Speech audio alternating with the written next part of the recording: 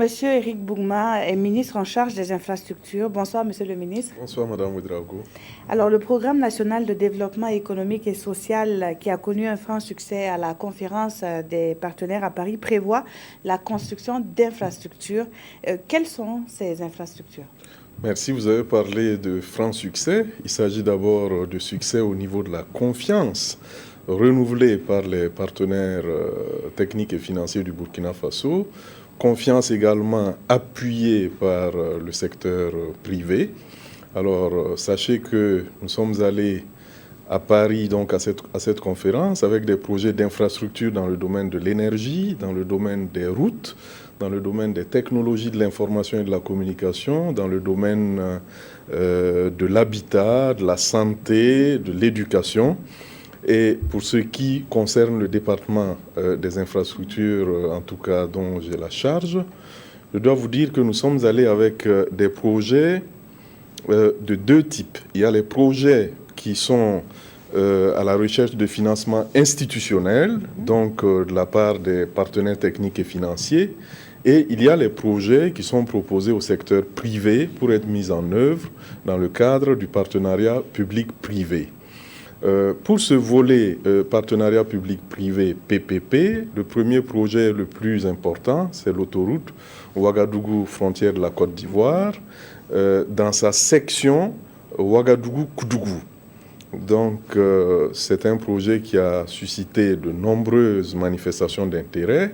Nous avons également le projet du contournement de Ouagadougou. Comme vous le savez, nous avons ce projet dont les études techniques sont entièrement achevées. C'est un projet structurel, en tout cas, qui doit modifier la mobilité dans la ville de Ouagadougou, qui concerne aussi bien le contournement sud que le contournement nord.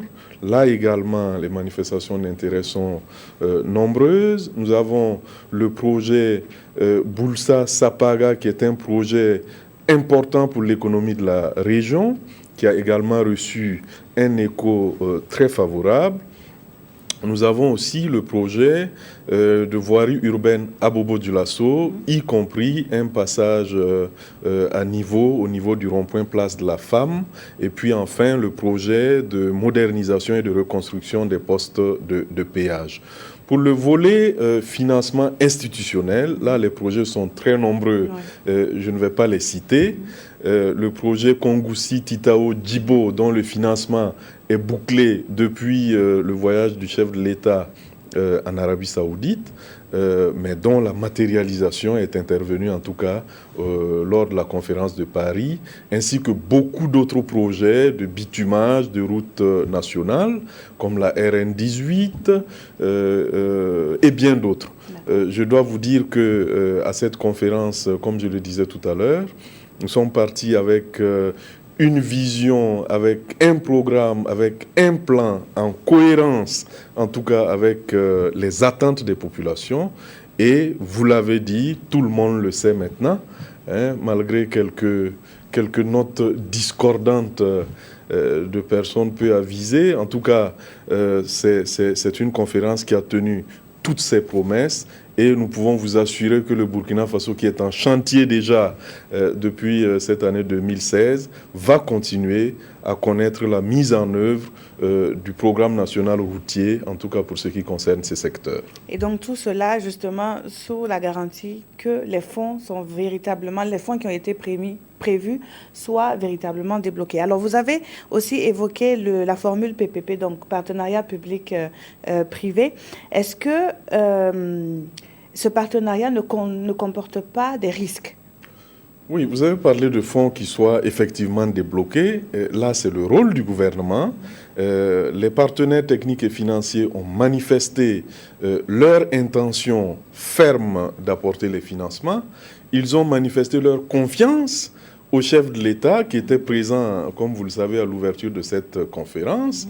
Et bien sûr, il reste que les mécanismes soient exploiter les mécanismes qui existent et que ces mécanismes soient renforcés avec de nouvelles mesures fortes et efficaces pour permettre effectivement de concrétiser, de débloquer ces fonds comme vous le dites. Les risques existent, que ce soit le partenariat public-privé ou non, les risques existent, mais nous sommes aussi un gouvernement qui est là pour relever les défis.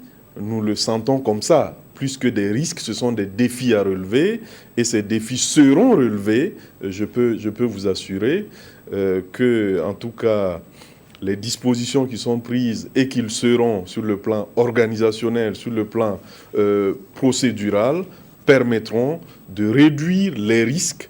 En particulier, s'agissant du PPP, c'est souvent le risque de surfacturation, comme vous le savez. Et donc, nous résolvons ce problème tout simplement à travers des évaluations qui existent et qui vont être améliorées pour permettre de minimiser ces risques. Merci à vous, M. Eric Bougma, d'avoir répondu à nos questions, d'avoir été sur ce plateau. Merci, madame.